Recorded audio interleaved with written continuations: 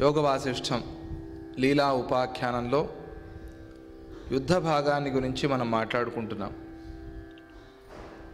నాకు కూడా అనిపించింది పారాయణ చేస్తున్నప్పుడు, ఇదేమిటి ఇంత యుద్ధం ఇంత భీకరంగా వర్ణిస్తున్నారని. నిజమే, ఇది భీకరంగానే ఉంది. ఇంత యుద్ధాన్ని చెప్పాలా యోగ వాసిష్టంలో, ఇంత యుద్ధ వర్ణన మనం వినాలా అని అనిపిస్తుంది.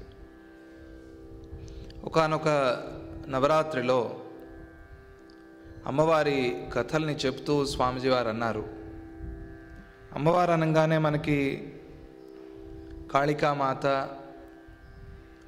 చాలా ఘోరమైన రూపంలో దర్శనమిస్తుంది, చండీమాత చాలా భీకరమైన రూపంలో దర్శనమిస్తుంది, త్రిశూలము, ఖడ్గము, డాలు ఇవన్నీ గుర్తొస్తాయి మనకి.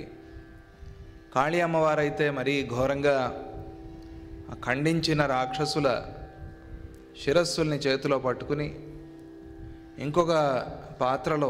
ఇంకొక చేతిలో ఉన్న పాత్రలో ఆ రక్తాన్ని పోసుకుంటూ తాగుతున్నట్టుగా కూడా కనిపిస్తుంది. ఆ రక్తాన్ని ఆ రుండమాల ధారణిలాగా అమ్మవారు కనిపిస్తుంది. ఆ తలల్ని, ఆ చేతుల్ని మాలలుగా ధరించిన రూపంలో కనిపిస్తుంది. ఇదేమిటిది, ఇంత భీభత్సమైన రూపం, ఇంత ఘోరమైన రూపం? అమ్మవారంటే శాంతంగా ఉండాలి కదా అని మనం అనుకుంటాము, నిజమే. కానీ ఈ రూపాన్ని, ఈ యుద్ధాన్ని వర్ణించటం వల్ల, అలాగే ఆ యుద్ధాన్ని మనం వినటం వల్ల మనలోని భయం పోతుంది అని చెప్పారు. ఆ యుద్ధాన్ని వింటే సాధారణంగా భయం కలుగుతుంది, అమ్మో ఇదేమిటిది అని. హార్ట్ వీక్గా ఉన్నవాళ్ళు ఇటువంటి దృశ్యాలు చూడకూడదు, ఇటువంటివి వినకూడదు అని చెప్తారు. కానీ ఆ అమ్మవారి యుద్ధం ఎవరైతే వింటున్నారో, ఎవరైతే దాన్ని ఆ చిత్ర రూపంలో చూస్తున్నారో, వారి భయాలన్నీ పరిహారం అవుతాయి. అలాగే మనలో ఉన్న రోగాలు, దోషాలు కూడా పరిహారం అవుతాయి. అందువల్ల అన్ని యుద్ధాలు కాదు, ఇటువంటి మంచి మంచి గ్రంథాల్లో చెప్పిన యుద్ధాలని గురించి మాట్లాడుకోవటం, వాటిని వినటం, అది మనకి మేలే చేస్తుంది అని ఆ మాటని మనం గుర్తు చేసుకుంటూ, ఆ సద్గురు వాక్యాన్ని గుర్తు చేసుకుంటూ మనం యోగ వాసిష్టంలో చెప్పిన ఆ యుద్ధ ఘట్టాన్ని మాట్లాడుకుంటూ ఉన్నాం. నిన్న కొద్దిగా యుద్ధాన్ని వర్ణించి చెప్పారు, దాని గురించి మనం తెలుసుకున్నాం. ఆ సమయంలో శ్రీరాముడు అడుగుతున్నాడు, భగవన్ యుద్ధమేతన్మే సమాసేన మనాగ్వద శృతిరాహ్లాద్యతే శ్రోతు యస్మాదేతాభిరుక్తిభి. దీని గురించి నన్ను చెప్పుకున్నాం మనం. ఓ భగవత్ స్వరూపుడా, ఓ సద్గురుదేవ, నాకు ఈ యుద్ధాన్ని గురించి ఇంకా వర్ణించి చెప్పు. నీ మాటలు వింటూ ఉంటే నాకు చాలా ఆనందం కలుగుతోంది. ఈ వేదాంత శ్రవణం చేసే విషయంలో ఉన్న విఘ్నాలన్నీ కూడా పోతూ ఉన్నాయి. మీ మాటలను వినటంతో మనస్సు కేంద్రీకృతం అవుతోంది, మనస్సుకి ఏకాగ్రత సిద్ధిస్తోంది. దాంతో వేదాంత శ్రవణం చేసి దాన్ని అర్థం చేసుకుని అనుభవానికి తెచ్చుకునే శక్తి నాలో కలుగుతోంది. అన్నిటికన్నా ముఖ్యంగా నాకు ఆనందం కలుగుతోంది. నా చెవికి చాలా ఇంపుగా ఉంది ఇది, అందువల్ల ఇంకా ఇంకా చెప్పండి అని శ్రీరాముడు అడుగుతాడు. అడిగాడు కాబట్టి ఇక్కడ వారు వర్ణించి చెప్తున్నారు. ఏమన్నారు అంటే, అథ తత్రైవ తే దేవ్యౌ సంగ్రామం తమవేక్షితుం విమానే కల్పితే కాంతే రుద్ధే రురుహతు స్థిరే. ఆ వశిష్ఠుల వారు ఆ యుద్ధాన్ని చూస్తూ ఉన్న లీలాదేవిని, సరస్వతీదేవిని వర్ణించి చెప్తూ ఉన్నారు. తరువాత ఆ స్త్రీలిద్దరూ, అంటే సరస్వతీమాత అలాగే ఆ లీలాదేవి, యుద్ధాన్ని చూడాలి అనే కోరికతో తమ సత్య సంకల్పం వల్ల నిర్మించబడ్డ విమానాలను అధిరోహించి అవి కదలకుండా ఉండేటట్లుగా చేశారు. ఈ విమానాలు వీరిద్దరూ ఎవరికి కనిపించరు, వారికి మాత్రమే తెలుసు వారున్నారు అని. అటువంటి సత్య సంకల్ప స్థితిలో, ఇది 800 సంవత్సరాల క్రితం జరిగిపోయిన కథ.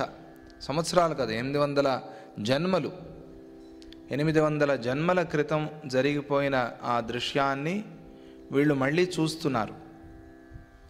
కొన్ని సందర్భాల్లో మనం ఏవైనా మన తాతలు ముత్తాతలు ఉన్న ప్రదేశాలకు వెళ్ళినప్పుడు ఆ పాత ఇళ్ళు అవన్నీ చూసినప్పుడు ఆ ఇళ్ళు అవి చూసాం కాబట్టి మనం ఊహిస్తాం, మనం కల్పించుకుంటాం.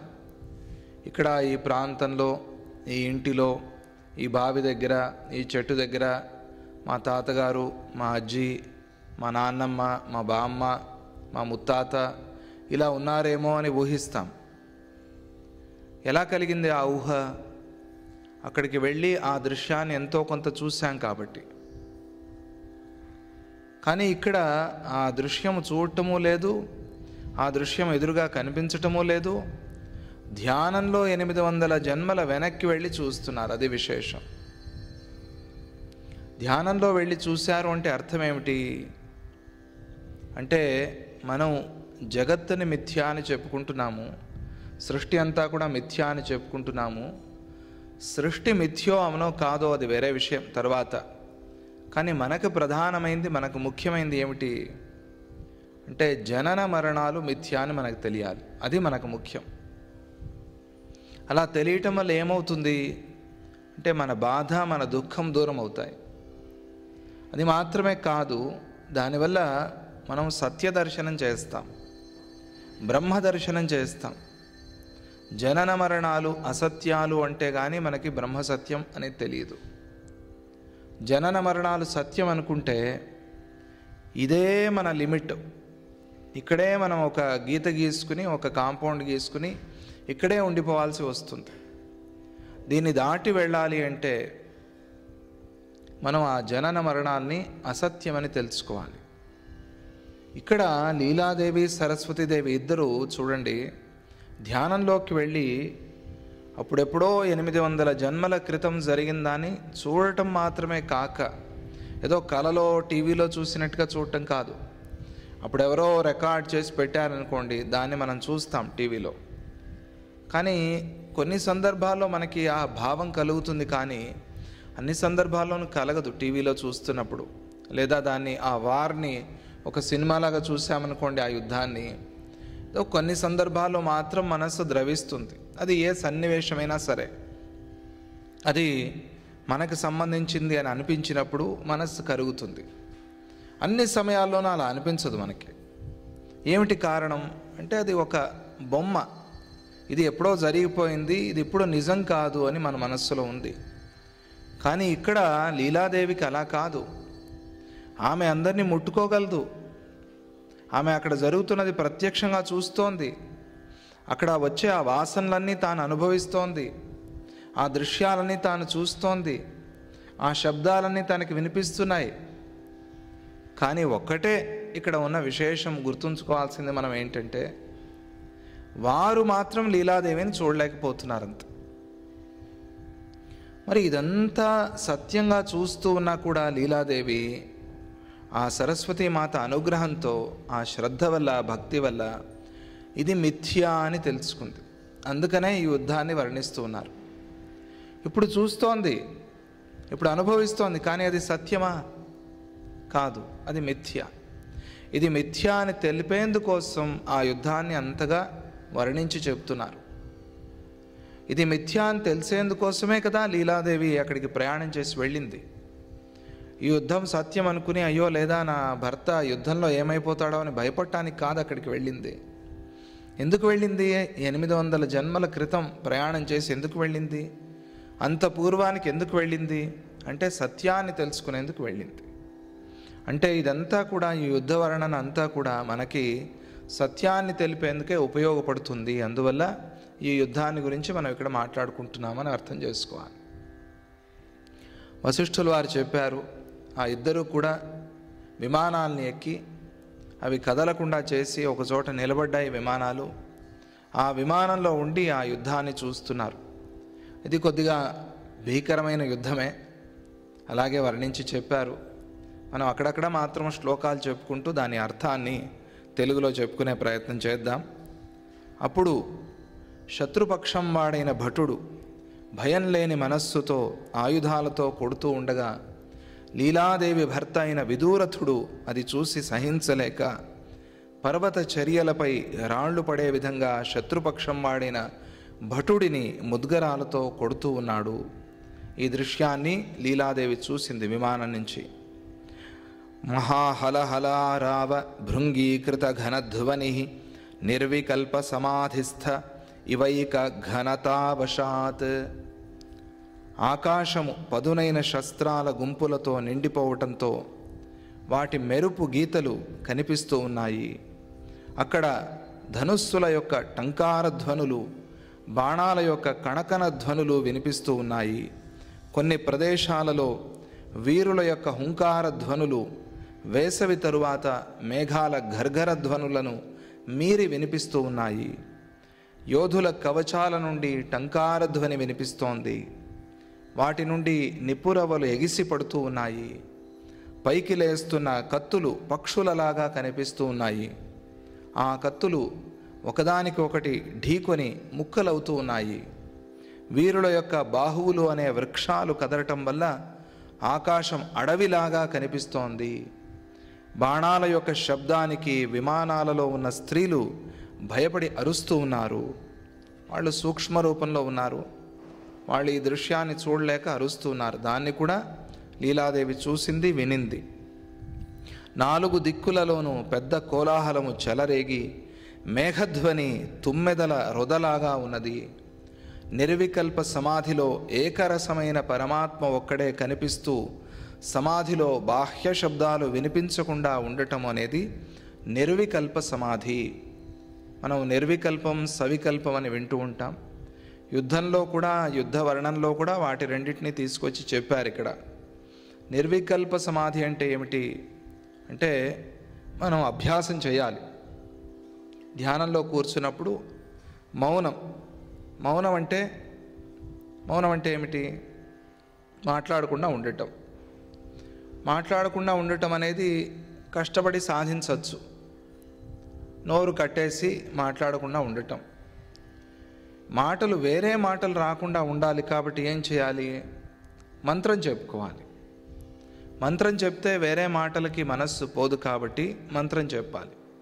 కానీ మంత్రం జరుగుతున్నా కూడా మనస్సు మాట్లాడుతుంది, తెలుసా? మనస్సు అన్ని చోట్లకి పోతూ ఉంటుంది. మనస్సులో శబ్దాలు పుడుతూ ఉంటాయి.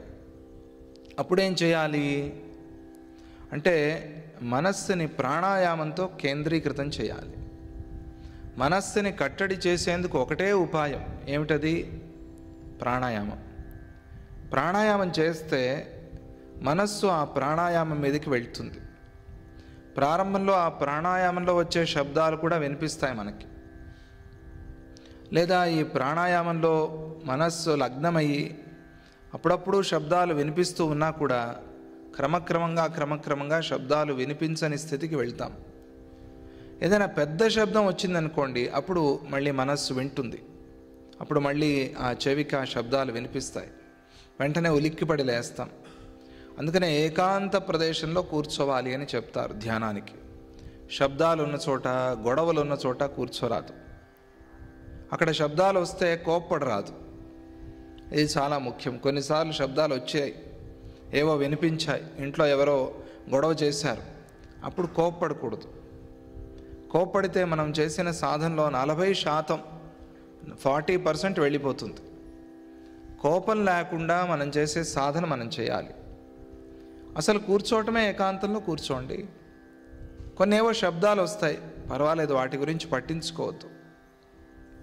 ఎవరో ఏదో శబ్దం చేశారు, కోప్పడద్దు, పర్వాలేదులే అని అనుకోండి. మళ్ళీ చేయండి, ధ్యానం చేయండి, మళ్ళీ మంత్రం చేయండి, మళ్ళీ ప్రాణాయామం చేయండి. అంటే మనం వేళ్లతో కూడా ముక్కు పట్టుకోవాల్సిన అవసరం లేదు. సహజ ప్రాణాయామం ఉంది కదా, ఆ గాలి తీసుకుంటూ ఆ గాలి మీద మనస్సుని లగ్నం చేయటం, ఆ గాలి వదిలేప్పుడు ఆ మనస్సుని ఆ గాలి మీద లగ్నం చేయటం. ఎలా తీసుకుంటున్నాం గాలి, ఎలా వస్తోంది, ఎలా పోతోంది, ఇది ఎప్పుడైనా చేయొచ్చు. మనం మాట్లాడుతూ చేయొచ్చు, నడుస్తూ చేయొచ్చు, తింటూ చేయొచ్చు, ఎప్పుడైనా ధ్యానం చేయొచ్చు. అలా అభ్యాసం చేస్తే నిదానంగా ఇప్పుడు మాట్లాడుతూ ఆ గాలి తీసుకుంటున్నాం, వింటున్నప్పుడు గాలి మనకి లోపలికి వెళ్తోంది. దాని మీదే మనస్సు పెట్టి వింటూ ఉంటే అది ఇంకా స్పష్టంగా అర్థమవుతుంది మనకి. ప్రాణాయామానికి అటువంటి శక్తి ఉంది. ప్రాణాయామం మనస్సుని పదును చేస్తుంది. పదును చేసి మనస్సుని లగ్నం చేసేలాగా చేస్తుంది. మనస్సుకి ఏకాగ్రతని పెంచుతుంది. ఆ ప్రాణాయామం చేయటం వల్ల మనస్సులో కూడా శబ్దాలు పుట్టకుండా ఉంటాయి. కొన్ని సందర్భాల్లో బయట శబ్దాలు వినిపిస్తున్నా కూడా మనం ప్రాణాయామం చేస్తాం. దాన్ని సవికల్ప సమాధి అంటారు. అంటే అక్కడ ఇంకా పూర్తిగా అన్ని ఇంద్రియాలు నీ వశం కాలేదు. అంటే మనస్సుతో సహా ఇంద్రియాలు వశమైనా మనస్సు వశం కాలేదు. మనస్సు వశం కాలేదు కాబట్టి అది సవికల్పమే. మనస్సు కూడా ఎవరికి వశం అవుతుందో దాన్ని నిర్వికల్ప సమాధి అంటారు. ఆ నిర్వికల్ప సమాధిలో ఏం చూస్తాడు సాధకుడు అంటే ఏకరసమైన పరమాత్మనే దర్శిస్తాడు. మనకు ముక్కలుగా అక్కడక్కడ కనిపించేవన్నీ ఏకరసమైపోయి ఒకే సముద్రంలాగా పెద్దదిగా ఉంటే, సముద్రం ముందు నిలబడితే ఆ సముద్రం తప్ప వేరే ఏది కనిపించకుండా ఉంటుంది కదా. వేరే దాని తీరం కూడా కనిపించదు మనకి, సముద్రమే కనిపిస్తుంది, వేరే ఏమీ కనిపించవు.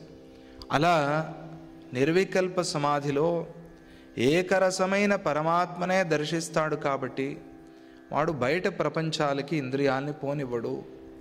లోపల ఏక సముద్రంగా ఏకరసరూపంగా ఉన్న ఆ పరమాత్మనే దర్శిస్తూ ఉంటాడు. ఈ మాటలు విన్నా కూడా చాలు, మనం సంస్కారంతో ఎప్పుడో అప్పుడు ఆ సిద్ధి కలుగుతుంది మనకి. ఇప్పటికిప్పుడే వెంటనే వచ్చేస్తుంది అని కాదు. అసలు అది ఒకటి ఉంది అని తెలిస్తే కదా మనం దాని మీద మనస్సుని లగ్నం చేస్తాం.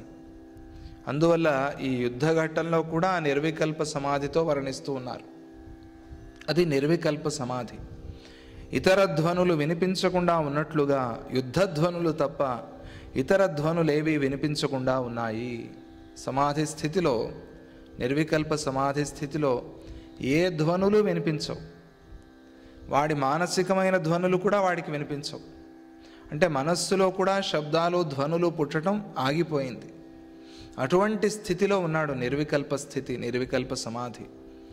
అది ఒక 5 నిమిషాలు సిద్ధిస్తే ఎప్పుడు రోజులో కాదు, సంవత్సరంలో కాదు, 10 ఏళ్లకి కాదు, జన్మలో ఒకసారి సిద్ధించినా కూడా చాలదు. సిద్ధిస్తుంది. ఎందుకు కాదు? ప్రయత్నం చేయాలి, సాధన చేయాలి, ప్రతిరోజు దానికోసం కొద్దిగా కేటాయించాలి. ఏమవుతుంది అది ఆ సిద్ధి అవ్వటం వల్ల? దాన్ని, ఆ స్థితిని మనం చూస్తే, ఆ స్థితిలోకి పోయి వస్తే మనకేం కలుగుతుంది అంటే అది చెప్పలేని ఆనందం, అది వర్ణనాతీతమైన ఆనందం. అది బయటి విషయాలతో, బయటి పదార్థాలతో వచ్చేది కాదది. ఇంత ఖర్చు చేస్తే వస్తుందా అనేది కాదది.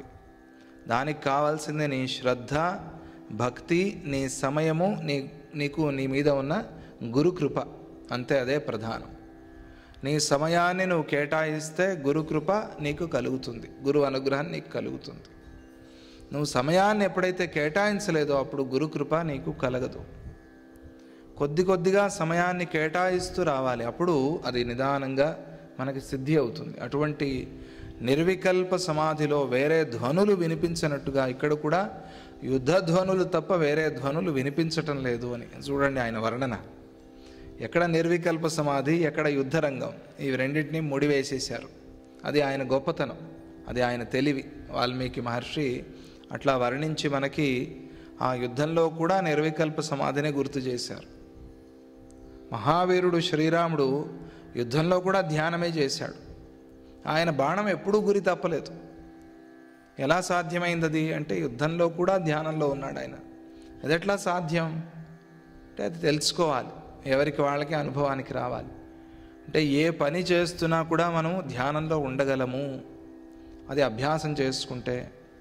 ఏ పని చేస్తున్నా నామ సంకీర్తన ఎలా చేస్తాము. ఈ కాలంలో సెల్ ఫోన్లో హనుమాన్ చాలీసా ఆన్ చేసి పెడతారు, అది చాలా మంచి విధానం. అంటే 24 గంటలు హనుమాన్ చాలీసా మనకు గుర్తు రాకపోయినా కనీసం అప్పుడప్పుడు వినిపిస్తూ ఉంటుంది కదా. అది కొన్నిసార్లు అది ప్లే అవుతూ ఉంటుంది, మన పాటికి మనం ఏదో పని చేసుకుంటూ ఉంటాం. కొన్నిసార్లు అది నడుస్తున్నా కూడా మన చెవి వేరే శబ్దాలు వింటూ ఉంటుంది, పర్వాలేదు, అప్పుడప్పుడైనా గుర్తొస్తుంది కదా మనకి. అలా అప్పుడప్పుడు గుర్తు చేసుకోవటం అభ్యాసం చేసుకోవాలి. ఎలాగంటే ఇది మనం వంటకి, ఈ కాలంలో గ్యాస్ అనుకోండి, పూర్వకాలంలో అయితే కట్టెల పొయ్యిలో వెలిగించారు. వెలిగించి వంట చేస్తూ చేస్తూ చేస్తూ మధ్యలో ఏం చేస్తారు, కొద్దిగా ఒక సగం పిడక లేదా ఒక సగం పుల్ల విరిచి వేస్తూ లేదా అప్పుడప్పుడు దాన్ని ఊత్తూ. ఎందుకు అలా చేస్తారు? ఆ అగ్ని ఆరిపోకుండా. అలా వదిలేస్తే అది ఆ కట్టెలన్నీ కాలిపోయి బూడిదైపోతుంది. అందుకేం చేస్తారు, ఆ వంట బాగా జరగాలి అంటే అప్పుడప్పుడు కొద్దిగా వేస్తారు. మన దగ్గర ఉన్నవన్నీ తీసుకెళ్ళి వేసినా కూడా వంట పాడైపోతుంది. అసలే వేయకుండా ఉన్నా కూడా అగ్ని ఆరిపోతుంది. అందువల్ల ఏం చేయాలి, అప్పుడప్పుడు దాంట్లో పిడకలో లేదా కట్టెలో వేస్తూ ఉండాలి. అలాగే వంటలో కూడా అంతే, కొద్దిగా అప్పుడు సిమ్లో పెట్టడం, అప్పుడప్పుడు హైలో పెట్టడం, ఇవన్నీ చేస్తారు కదా, అదే విధానం. అలాగే అప్పుడప్పుడు మన సాధన హై అవుతూ ఉంటుంది, అప్పుడప్పుడు సిమ్ అవుతూ ఉంటుంది. అలా ఆరిపోతున్న సందర్భంలో కొద్దిగా మనం వేసినట్టుగా అగ్నిలో మనం మర్చిపోతున్నాము అన్నప్పుడు మళ్ళీ గుర్తు చేసుకుంటూ ఉండాలి. లోపల ఆ ధ్యానాగ్నిని రగిలిస్తూ ఉండాలి మనం. దాంతో ఏమవుతుంది, వంట బాగా అవుతుంది. వంట అంటే ఏమిటి వంట అంటే మన జీవితం, మన సాధన. అప్పుడు ఆ సాధన, ఆ జీవితం అనేది బాగా వంట అవుతుంది, అది బాగా వండుతుంది. అది బాగా వండి పండిన తర్వాత అప్పుడు ఏమవుతుంది, దాంతో మనకు ఫలం వస్తుంది. అలా ధ్యానంలో కూడా భక్తిలో కూడా అప్పుడప్పుడు గుర్తు చేసుకునే అభ్యాసం చేసుకోవాలి. అప్పుడప్పుడు గుర్తు చేసే విధానాన్ని ఎలా పెట్టారు మన సంప్రదాయంలో ఋషులు అంటే త్రికాలాలు అని పెట్టారు. త్రికాలాలు ఏవి? రోజులో త్రికాలాలు అంటే భూత భవిష్యత్ వర్తమానాలు కాదు. త్రికాలాలంటే రోజులో త్రిసంధ్యలు అంటారు కదా. ప్రాతరాహ్నికం ప్రాతఃసంధ్య, మాధ్యాహ్నికం మధ్యాహ్న సంధ్య, సాయాహ్నికం సాయం సంధ్య. ఈ 3 సంధ్యలు, ఈ 3 సంధ్యల్లో గుర్తు చేసుకోవడం అభ్యాసం చేసుకుంటే మనం, అది క్రమక్రమంగా పెరుగుతుంది. అంటే మన మరుపు ఇంతవరకు మనం గుర్తుంచుకోగలం. ప్రాతఃసంధ్య నుంచి మాధ్యాహ్నిక సంధ్య వరకు మనం ప్రొద్దున చేసిన సాధన కొద్దిగా మనలో గుర్తుంటుంది. అంటే వెలిగించిన ఆ నిప్పులో, వెలిగించిన పొయ్యిలో ఎంతో కొంత నిప్పు ఉన్నట్టుగా. అలా ఉన్నప్పుడు అది ఆరిపోతున్నప్పుడు మళ్ళీ వేస్తాం కదా కట్టెలు. అలాగే మధ్యాహ్న సమయానికి వచ్చేప్పటికీ మనం ప్రొద్దున చేసిన సాధన మరుగున పడిపోతుంది, మర్చిపోతాం. అప్పుడు ఏం చేస్తాం, మళ్ళీ మాధ్యాహ్నికం, మధ్యాహ్నంలో మళ్ళీ ప్రార్థన చేస్తాం, మళ్ళీ గుర్తు చేసుకుంటాం. దాని తర్వాత మళ్ళీ సాయంత్రం వరకు అది క్యారీ అవుతుంది. తర్వాత మర్చిపోతాం మళ్ళీ. అప్పుడు ఏం చేస్తాం, సాయంకాలం మళ్ళీ సత్సంగం చేస్తాం. ఇలా ఈ 3 పూట్ల క్రమం తప్పకుండా ఎవరు చేస్తారో వారికి క్రమక్రమంగా ఏమవుతుంది, ఆ సమయానికి మనస్సు లాగుతుంది. ఆ సమయానికి తప్పకుండా మనం ఎక్కడ ఉన్నా, కొన్ని సందర్భాల్లో మనం కూర్చుని అనుష్ఠానం చేయలేకపోవచ్చు. ప్రయాణంలో ఉంటాము, లేదా ఎవరికో ఏదో కష్టం వచ్చింది వాళ్ళ దగ్గరికి వెళ్ళాము, లేదా ఏవో చాలా ముఖ్యమైన పనులు, చేసి తీరాల్సిన పనులు వచ్చాయి, అవి తప్ప వేరే పనులు చేయలేం మనం. ఆ సమయంలో అనుష్ఠానానికి కూడా కూర్చోలేము. అప్పుడు ఏం చేయాలి అంటే ఆ సమయంలో మనకు తెలియకుండానే ఆటోమేటిక్గా మన మనస్సు అక్కడికి లాక్కెళ్తుంది మనల్ని. మన మనస్సు అక్కడికి వెళ్ళిపోతుంది. ఇది క్రమంగా అభ్యాసం చేస్తే. అందుకనే త్రికాల సంధ్య అనేది చాలా ముఖ్యము అందరికీ. ఏదో కేవలం బ్రాహ్మణులకి, ఉపనయనమైన వాళ్ళకి మాత్రమే కాదు, అందరికీ కూడా, లోకంలో అందరికీ ఈ త్రికాల సంధ్య అనేది చాలా ముఖ్యం. అసలైతే మనకి షట్కాల పూజ అనే విశేషంగా ఉంది కదా. అంటే 6 జామలు, ఈ 6 జామల్లోనూ పూజ చేయటం. శివరాత్రి రోజు రాత్రిపూట చేస్తాం. అలాగే పూర్వకాలంలో 6 కాలాల్లోనూ అనుష్ఠానం చేసేవాడు. షట్కాల సంధ్య అంటే ప్రతి 2:30 గంటలకి ఒకసారి కూర్చుని అనుష్ఠానం చేయటం, ప్రతి 2:30 గంటలకి ఆధ్యాత్మిక చింతన చేయటం. ఇది తర్వాత మారిపోయింది అనుకోండి, 6 గంటలకి అలా వచ్చింది. ప్రొద్దున 6ంటికి మనం సంధ్యావందనమో లేదా అనుష్ఠానమో లేదా మన జపమో తపమో పూర్తి చేస్తే మళ్ళీ మధ్యాహ్నం 12, మళ్ళీ సాయంత్రం 6, రాత్రి ఎలాగో మనం నిద్రలో ఉంటాం కాబట్టి మళ్ళీ ప్రొద్దునే 6. ఇలా ఒక విధానం ఏర్పాటు చేశారు. తర్వాత అసలైతే 6 గంటలు ఆరు సార్లు ఆధ్యాత్మిక చింతన, 6 సార్లు అనుష్ఠానం చేయటము అనే విధానం. అలా మనం 5 సార్లు 6 సార్లు చేయలేకపోయినా కనీసం రోజులో 3 సార్లు అదే పనిగా కూర్చోవాలి. అదే పనిగా వీలైతే స్నానం చేసి, మాధ్యాహ్నిక స్నానం చేయలేకపోతే ప్రోక్షణ చేసుకుని, లేదా ముఖం కడుక్కుని కొద్దిగా బొట్టు ఏదైనా పెట్టుకుని మధ్యాహ్న సమయంలో కూర్చుని, అప్పుడు పూజ అదేది ఉండదు. ఆ సమయంలో కేవలం మంత్రానుష్ఠానము లేకపోతే ప్రాణాయామం అది చేస్తే క్రమక్రమంగా అది అభ్యాసమై మనకి నేను చెప్పిన విధంగా సదా మన మనస్సు భగవంతుడి మీద లయమవుతుంది. క్రమం అనేది చాలా ముఖ్యం. క్రమం తప్పకుండా చేయాలి. దానివల్ల మనకి సిద్ధి అవుతుంది. దానివల్ల ఆ నిర్వికల్ప సమాధి అనేది కలుగుతుంది. ఒక 5 నిమిషాలు జన్మలో అది వచ్చినా కూడా చాలనుకున్నాం కదా. ఆ స్థితి నుంచి బయటికి వస్తే మనం బాగా గాఢ నిద్రపోయి లేచిన తర్వాత ఎటువంటి సుఖం ఉంటుందో దానికన్నా కొన్ని కోట్ల రెట్ల ఎక్కువగా సుఖం ఉంటుంది ఆ 5 నిమిషాలు. మనం జన్మంతా గాఢ నిద్రపోయి లేస్తే ఎంత సుఖం ఉంటుందో దానికన్నా కొన్ని కోట్ల రెట్లు ఎక్కువగా సుఖం ఉంటుంది. అటువంటిది ఆ నిర్వికల్ప సమాధి. దాన్ని సద్గురు కృప వల్ల పొందే ప్రయత్నం చేయాలి. ఇక్కడ సందర్భం వచ్చింది కాబట్టి చెప్పాను. ఇది యుద్ధఘట్టం. ఈ యుద్ధఘట్టం నుంచి కొద్దిగా మన మనసు బయటికి వెళ్ళాలి అనే ఉద్దేశంతో, అలాగే మనం కూడా ఆ నిర్వికల్పాన్ని గురించి తెలుసుకోవాలి కాబట్టి దాన్ని చెప్పాను. ఇక ఆ యుద్ధంలోకి మళ్ళీ ప్రవేశిస్తే, ఆ బాణపు దెబ్బలకు శూరుల శిరస్సులు ముక్కలైపోయాయి. ఒకరినొకరు భుజాలతో కొట్టుకోవటం వల్ల వారి కవచాల నుండి పెద్ద శబ్దాలు పుడుతూ ఉన్నాయి. కత్తుల రాపిడి వల్ల పుట్టిన కఠినమైన శబ్దాలు వీరుడు హుంకారం చేసే ధ్వనిలో కలిసిపోతూ ఉన్నాయి. శస్త్రాలు దిక్కులను మేఘాలలాగా అలుముకుంటూ ఉన్నాయి. కత్తుల రాపిడికి ఝణఝణ ధ్వని పుడుతోంది. వీరుల జబ్బలు చరుచుకోవటంతో చటచట ధ్వని పుడుతోంది. వరల నుండి త్వరగా బయటకు వస్తున్న కత్తుల నుండి సణసణ ధ్వని వస్తోంది. ఈ ధ్వనుల పేర్లు కూడా అక్కడ చెప్పారు. ఆ ధ్వనులు ఎలా ఉంటాయి? ఝణఝణ, కటకట, ధగధగ, సణసణ, ఇవన్నీ శ్లోకాల్లో చెప్పారు ఆయన. అది చూడకపోతే సాధ్యమయ్యేది కాదు. అన్నిటికీ మనం ఒకటే శబ్దం అంటాం, మనకు అదే తెలుసు. ఏదో చటచటానో పరపరానో సరసరానో వాడతాం మనం. కానీ ఒక్కొక్క సన్నివేశానికి ఒక్కొక్క ధ్వనిని కూడా చెప్పారు ఆయన. అది కవి హృదయం. అది ఆయన ప్రత్యక్షంగా చూశారు కాబట్టి దాన్ని వర్ణించగలుగుతున్నారు. ఇక ధనుస్సుల నుండి వస్తున్న బాణాల నుండి ఖరఖర ధ్వని వస్తోంది. కంఠాలు తెగి ప్రాణాలు పోతూ ఉండగా రక్తము ధగధగా ధ్వని చేస్తూ పారుతోంది. చూడండి, ధ్వనులు కూడా ఇట్లా ఉన్నాయి. మరణించిన ఆ వీరుల అవయవాలతోనూ అస్త్రాలతోనూ అవకాశం లేనట్టు అయిపోయింది. వీరుల కవచాలు ఒకదానికొకటి రాసుకోవటం వల్ల నిప్పురవ్వలు పుట్టి వారి తల వెంట్రుకలు అంటుకోసాగాయి. ఆ కత్తులు రాసుకుని దాని నుంచి పుడుతున్న నిప్పులు, ఆ నిప్పులతో మీసాలు, గడ్డాలు, జుట్టు అంతగా అంటుకుపోతుంది. ఇది వర్ణన, అంత అద్భుతమైన వర్ణన, తమాషాగా. కత్తులు ఒకదానితో ఒకటి తాకటం వల్ల ఝణఝణ శబ్దం పుట్టుతోంది. కుంతాస్త్రాలతో ఏనుగులు కొట్టబడ్డాయి. అప్పుడు వాటి శరీరం నుండి రక్తపుటేర్లు పొంగి పొర్లాయి. కొందరు ఏనుగుల దంతాలతో నలిగిపోతూ పెద్దగా అరుస్తూ ఉన్నారు. ముసలాయుధంతో పిండి చేయబడుతున్న వారు దీనంగా పెద్ద పెట్టున ఏడుస్తూ ఉన్నారు.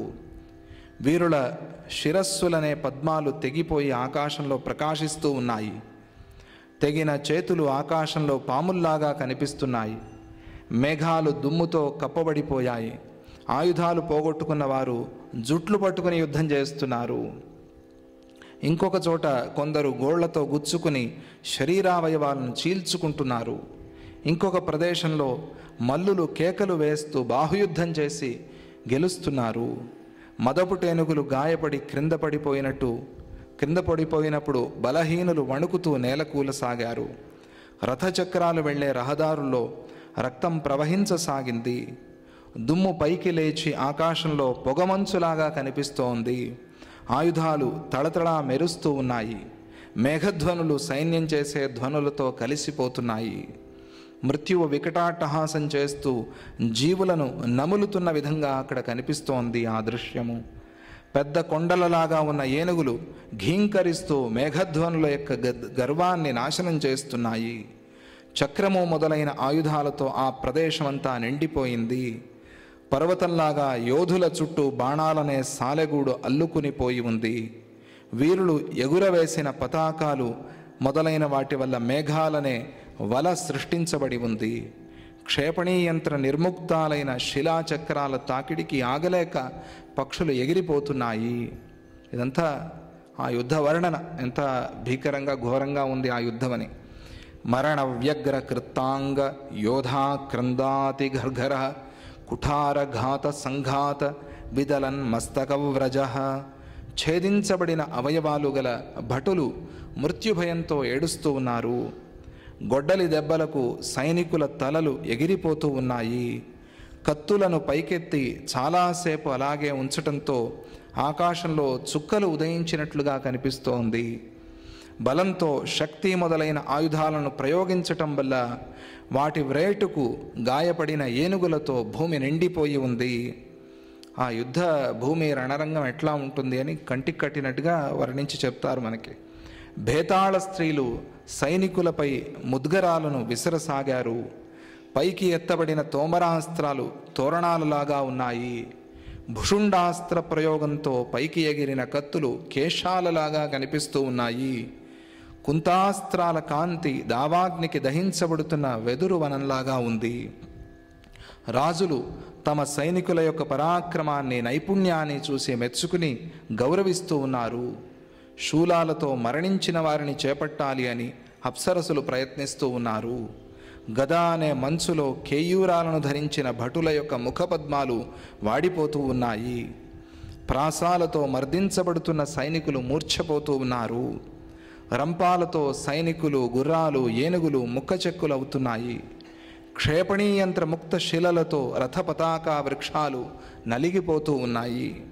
యోధుల శిరస్సుల మీద ఉన్న పద్మాలు, గొడుగులు కత్తి కొనలతో త్రుంచబడుతున్నాయి. క్రింద పడుతూ మరణిస్తున్న వారిని అయ్యో అంటూ కౌగిలించుకోవటం వల్ల మరికొందరు నలిగిపోతూ ఉన్నారు. ఏనుగులు అంకుశపు పోట్లకు భయపడి పారిపోతూ ఉండగా వీరులు వాటిని వారిస్తూ అదుపు చేస్తూ ఉన్నారు అని వర్ణిస్తూ, పరశువ్రాత సంపాతపతత్ సమదవారణ పాశాపాశి విశేషజ్ఞ వీరాతి పరిదేవన. పరశు ప్రహారాలకు మదగజాలు పడిపోతూ ఉన్నాయి. పాశాస్త్రాన్ని పట్టుకుని తమ నాయకుడు మరణించాడనే దుఃఖంతో కొందరు పోరాడుతూ ఉన్నారు. కొందరు క్షురికాస్త్రంతో చీల్చబడి మరణిస్తూ ఉన్నారు. కొందరు త్రిశూలాన్ని పట్టుకుని శంకరుడిలాగా నాట్యం చేస్తూ ఉన్నారు. కొందరు ధనుస్సులను ధరించి కాకలీ ధ్వనిని, మధురము అస్ఫుటము అయిన ధ్వనిని చేస్తూ పరిగెత్తుతూ ఉన్నారు. కొందరు చేతులతో తమ మెడ మీది వెంట్రుకలను కదిలిస్తూ పెద్దగా హుంకారం చేస్తూ నరసింహ వేషధారిలాగా కనిపిస్తూ ఉన్నారు.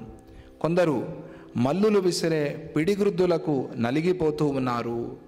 పట్టిసము మొదలైన అస్త్రాలు ఆకాశంలో డేగలలాగా ఎగురుతూ ఉన్నాయి. కొన్ని ప్రాంతాలలో అంకుశాలతో మరణించిన వీరులు, రథాలు, ఏనుగులు ఛేదించబడి కనిపిస్తూ ఉన్నాయి. కులపర్వతాలలాగా ఉన్న వీరులు హలాయుధాలతో కొట్టుకుంటూ ఉన్నారు. సుతాలోత్తాల కుద్దాల నిఖాత వనభూతల ధనుర్ద్విగుణమాత్రాస్త్ర లూనలోక శిలావని. కొందరు రణభూమిని త్రవ్వి చక్కగా చదును చేస్తూ ఉన్నారు. వారు తాటి చెట్లలాగా చాలా పొడుగ్గా ఉన్నారు. కొందరు యుద్ధభూమిని ఇంకా బాగా విశాలం చేయాలి అని జనులను, శిలలను తొలగిస్తూ ఉన్నారు. క్రకచాస్త్రంతో మదపుటేనుగులు ముక్కలు అవుతున్నాయి. యుద్ధమనే రోటిలో పడి యోధులనే బియ్యపు గింజలు పిండి అవుతున్నారు. అస్త్రాలనే వలలో వీరులనే పక్షులు పడి కత్తులకు ఆహారమై యముడి గృహానికి వెళ్తున్నారు. అక్కడక్కడ పడి ఉన్న శవాలను పులులు మొదలైన క్రూర జంతువులు లాక్కొని తీసుకుని పోతున్నాయి. కొన ప్రాణంతో కొట్టుకుంటూ మృత్యువాత పడ్డవారు మూలుగుతూ ఉన్నారు. గోటితో సంధించి విడిచిపెట్టిన బాణం యొక్క ధ్వని మిరియాల పొడి ఇతర పదార్థాల రుచిని పెంచేలాగా ఆ ధ్వని చక్కగా వినిపిస్తోంది. ఇది ఒక ఆహార శాస్త్రం చెప్పారు మనకి. దేనిలో అయినా మిరియాల కారం వేస్తే చాలా మంచిది. మనం దీక్షలో ఉన్నప్పుడు పచ్చిమిరపకాయ కారం కన్నా కూడా మిరియాల కారం చాలా మంచిది, గుర్తుపెట్టుకోండి. పచ్చిమిరపకాయ కారం అనేది కొన్ని రోగాలకి కారణమవుతుంది, కానీ మిరియాల కారం అనేది మనలో ఉన్న రోగాల్ని పోగొడుతుంది. అది సహజమైన మన భారతదేశంలో పుట్టిన ఒక కారమైన పదార్థం, అది క్షార పదార్థం. ఇది మిరియాలు అనేది అది మన ఆరోగ్యానికి మేలు చేస్తుంది. అది కొన్ని సందర్భాల్లో ఎక్కువైనా కూడా దానివల్ల వచ్చే నష్టం లేదు. మనం అందుకనే ధనుర్మాసం ఉంది కదా, ధనుర్మాసంలో ఏం చేస్తారండి ప్రధానంగా? ధనుర్మాసం అనగానే పొంగలే గుర్తొస్తుంది, వేరే ఏమి గుర్తురాదు మనకి. ధనుర్మాసంలో విష్ణు సహస్రనామం పారాయణ చేస్తారు, ప్రొద్దున్నే లేచి తలస్నానం చేస్తారు. ఆ సమయంలో చలిగా ఉన్న బెడ్షీట్ కప్పుకోకుండా పడుకుంటారు కొంతమంది, దీక్ష దిండు లేకుండా నిద్రిస్తారు, అలాగే నేల మీద నిద్రిస్తారు. ఇవేవి గుర్తురావు, పొంగల్ చేస్తారు. మంచిదే, తప్పేమి లేదు. ధనుర్మాసంలో పొంగల్ చేస్తారు. ఎందుకు పొంగల్ చేస్తారు? ఎందుకు చేస్తారు? మహావిష్ణువుకి ఇష్టమని. మహావిష్ణువుకి ఇష్టం ఏమిటి, అయిష్టం ఏమిటి, అంతా ఆయనదే. కానీ మహావిష్ణువుకి ఇష్టము అనే పేరుతో మనం చేస్తాం, ఎందుకంటే ఆయనకి ఇష్టం కాబట్టి తప్పకుండా చేయాలి. స్వామీజీ ఇంటికి వచ్చారు, స్వామీజీకి ఏది ఇష్టమో తెలుసుకుని కదా మనం చేస్తాం. అలాగే మహావిష్ణువు ధనుర్మాసంలో భూలోకానికి వస్తున్నాడు, ఆయనకి ఏమి ఇష్టం? పొంగల్ అంటే ఇష్టం ఆయనకి. తమిళనాడు వాడిని అడిగితే ఇంకా బాగా చెప్తారు పొంగల్ గురించి. ఎందుకు ఆయనకి పొంగల్ ఇష్టం? ఎందుకు ఇష్టం? ఎందుకు ఇష్టం అండి? తన పిల్లలమైన మన ఆరోగ్యానికి పొంగల్ మంచిది కాబట్టి ఆయనకి ఇష్టం. మనకేది మేలు చేస్తుందో అది ఆయనకి ఇష్టం. అంటే ఆ పొంగల్ తిని తీరాలి మనం ధనుర్మాసంలో.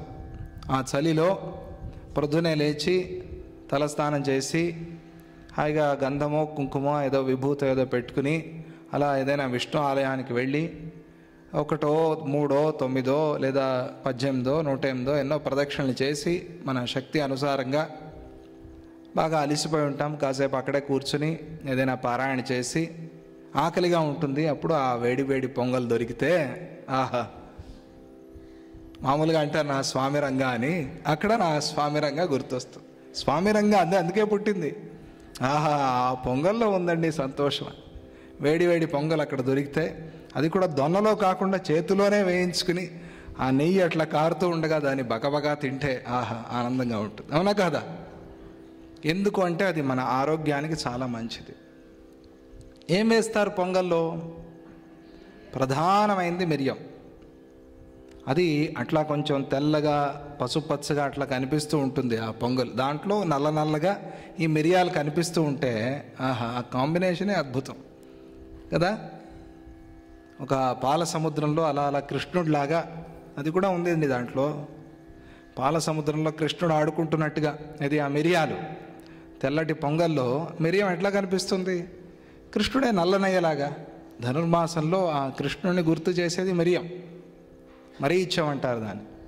అది మన ఆరోగ్యానికి చాలా మంచిది, చాలా ఉత్తమమైనది. అందుకనే కారం తీసుకొని ఆ సందర్భాల్లో మిరియం, ఆ మిరియాన్ని మళ్ళీ పొడి చేయకూడదు. మిరియం అలాగే పడాలి, అలాగే తినాలి. మనం మిరియాలు ఏరి పెట్టేస్తారు, కరివేపాకు తీసి పెట్టేస్తారు. ఏది మనకి చాలా ఆరోగ్యానికి మంచిదో దాన్ని మనం వదిలేస్తున్నాం. కరివేపాకులాగా ఏరి పడేశారు, అది వేరే. ఇది గుర్తు చేయటం పిల్లలకి, కరివేపాకు ఏరి పడేయాలి అని వాడికి గుర్తు చేయటం. కరివేపాకు చాలా మంచివి, మిరియాలు అభ్యాసం చేసుకోవాలి. అమ్మ బ్రహ్మాండంగా చేసి ఇస్తుంది మిరియాల కషాయము, మిరియాల ఉండలు చేసి అప్పుడప్పుడు గొంతుకు బాగలేదన్నప్పుడు ఇస్తూ ఉంటుంది. అది చాలా మంచిది. అది మిరియం అనేది చాలా మంచిది. ఇక్కడ చెప్తున్నారు ఆయన, ఈ మిరియాల పొడి తక్కిన కూరల రుచిని పెంచినట్టుగా వీళ్ళు అప్పుడప్పుడు వదులుతున్న ఈ బాణాల శబ్దం ధ్వని ఉందే, ఆ వదులుతున్నప్పుడు వాళ్ళ గోర్లు వెళ్ళి దానికి తగులుతున్నాయట. ఇది ఆ ధనస్సుకి ఉన్న ఆ వింటికి తగులుతున్నాయట.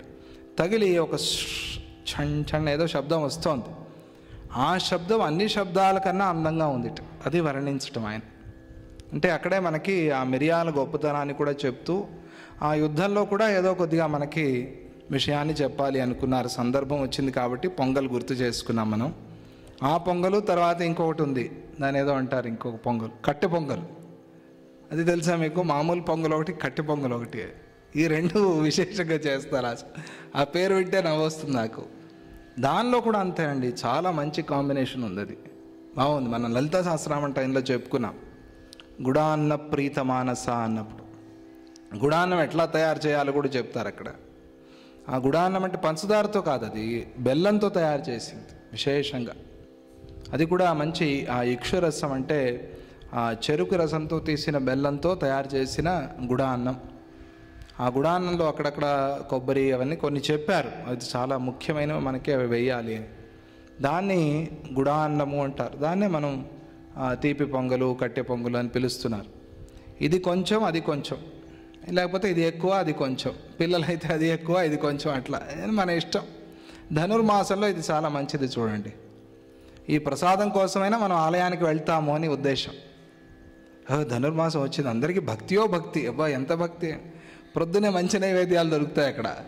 విష్ణు ఆలయం అయితే చెప్పాల్సిన పని లేదు. ఇంకా పెరుగన్నము, ఏవేవో పెడతారు అక్కడ. వాటి కోసమైనా కనీసం మనం వెళ్తాం. అలాగైనా మనలో భక్తి రావాలి అని మన వాళ్ళు అట్లా ఒక సంప్రదాయం ఏర్పాటు చేశారనుకోండి. కుంభాగ్నితో దహించబడుతూ మరణించబోయేవారు ఆయుధాలను విడిచిపెడుతూ ఉన్నారు.